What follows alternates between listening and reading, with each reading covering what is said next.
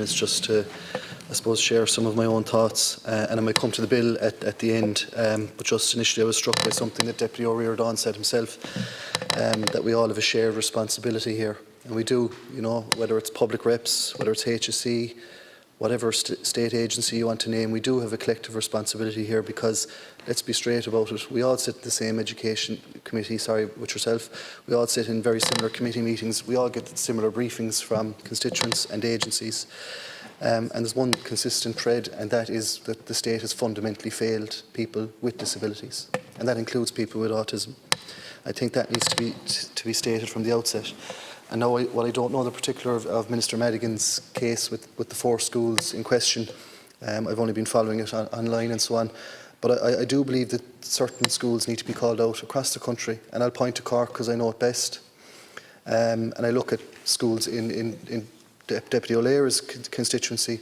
I think of towns like Ballincollig with 30,000 people, 1 ASD class. Meanwhile, 5 miles out the road in Dripsey, 3 ASD classes, a school population of 150. Ballincollig with a school population of 1,300. I think there are occasions to call it out.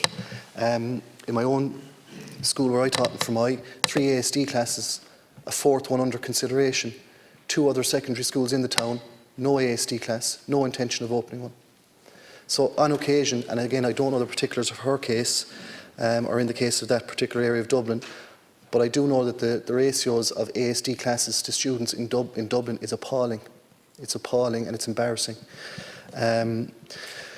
So I do believe on occasion we need to speak truth, and as I said, share that responsibility. I am encouraged by the words of Chief Executive John Carney yesterday. We met him at the Autism Committee, and I must say he's only new in the job, but to me it looks like he's taking the right approach. He's going around, he's meeting public reps.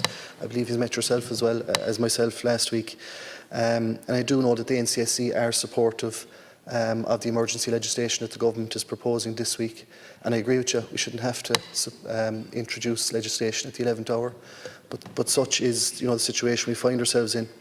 And God knows I'm blue in the face from calling for this legislation for the last 18 months. So while it's very late in the day to be implementing it and to be looking at it, it's better late than never if you're asking me. So I do believe that we can streamline that 37A process. It's not fit for purpose.